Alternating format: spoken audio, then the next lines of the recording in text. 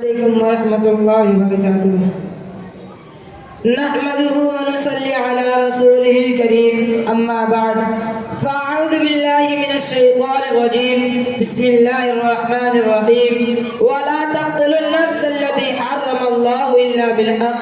صدق الله العظيم. کسی شاعر نے کیا خوب کہا ہے، رلاتی ہے تیری حالت ہے مسلمان مجھ کو، رلاتی ہے تیری حالت ہے مسلمان مجھ کو، کہ عبرت خیز ہے تیرا فسانہ سب فسانوں میں.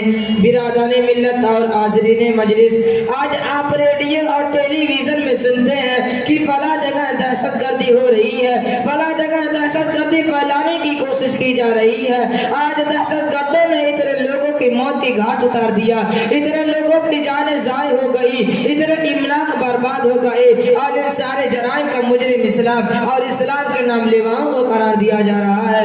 حضرات، میں اس مختصر وقت میں آپ کو بتانا چاہتا ہوں کہ دہشت گرد کون ہے، پوری دنیا میں دہشت گردی پھیلانے والے کون ہیں، دنیا کو امن و امان اور جانوں کو سکون چھیننے والے کون ہیں، روئے زمین کو باشندے کو نیند کیا کس نے حرام کی ہے، کیا اس کے ملازم و قاتل اسلام کا نام لیوا ہے. یاد رہے، پر وہ کسی کی سوچی سمجھی سازش نہیں. دوستوں اور اسلام کے پروانوں، اسلامی تاریخ کے مطالعے کرنے والے جانتے ہیں کہ اسلام نے ہمیشہ امن و شانتی کی دعوت دی ہے، صلح و آستی کی دعوت دی ہے، آپسی محبت الفت کی دعوت دی ہے، اخوت بھائی چارگی کی دعوت دی ہے، میل ملاپ اور خیر سوالی کی دعوت دی ہے، نصیحت و خیر خواہی کی دعوت دی ہے، ظلم و زیادتی سے روکا ہے، فتن و فساد سے روکا ہے، حق طلبی اور حق ماننے سے روکا ہے، خواہ مخواہ کے نزاعت سے روکا ہے. اسلام کے عدل و انصاف اور دعوت و شانتی کا اندازہ لگانے کے لیے ضروری ہے قبل اسلام سے پہلے واقف ہو کہ اسلام سے پہلے دنیا کیسی کیسی حالت سے گزری ہے. دوستو، 6 صدی عیسوی میں دنیا بڑی اضطرابی اور بے قراری کی حالت میں اپنے لمحات گزارا کر رہی تھی. ہر طرف فتنہ و فساد پھیلا ہوا تھا. دوسرے پر ظلم و زیادتی کرنے کو اپنی بڑائی کی دلیل سمجھی جاتی تھی.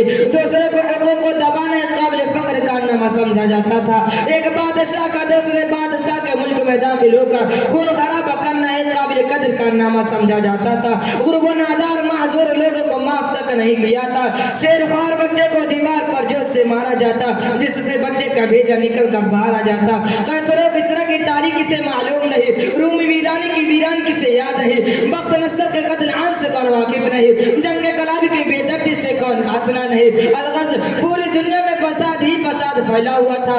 روم ہو ایران، پاکستان ہو یا ہندوستان، یورپ ہو یا ایشیا، روئے زمین کا کوئی خطہ ایسا نہیں تھا جہاں لوگ امن و شانتی کی زندگی بسر کر رہے ہو.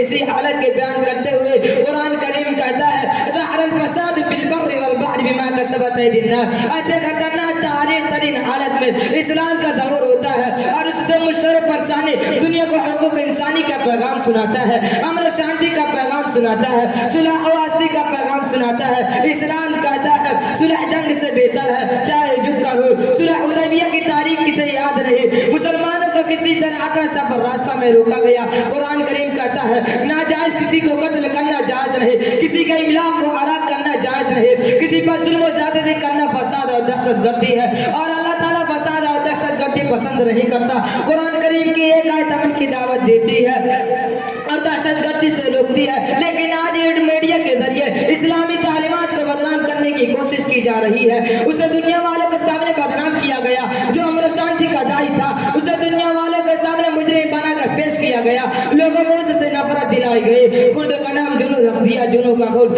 جو چاہے آپ کو حسن کرشمہ ساز کرے.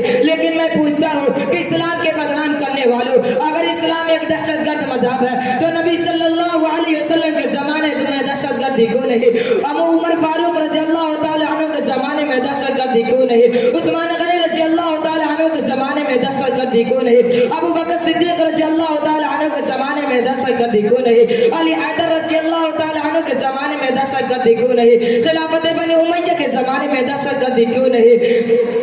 لہذا پہلے اسے طے کرو کہ دہشت گردی کسے کہتے ہیں. کیا جان و مال کی حفاظت کے نام دہشت گردی ہے؟ عزت و آبرو کی حفاظت کا نام دہشت گردی ہے؟ اپنے وطن سے محبت رکھنے کا نام دہشت گردی ہے؟ اپنے وطن پر قربان ہونے کا نام دہشت گردی ہے؟ جائز حقوق کا مطالبہ کرنے کا نام دہشت گردی ہے؟ ظلم و ستم کے خلاف آواز اٹھانے کا نام دہشت گردی ہے؟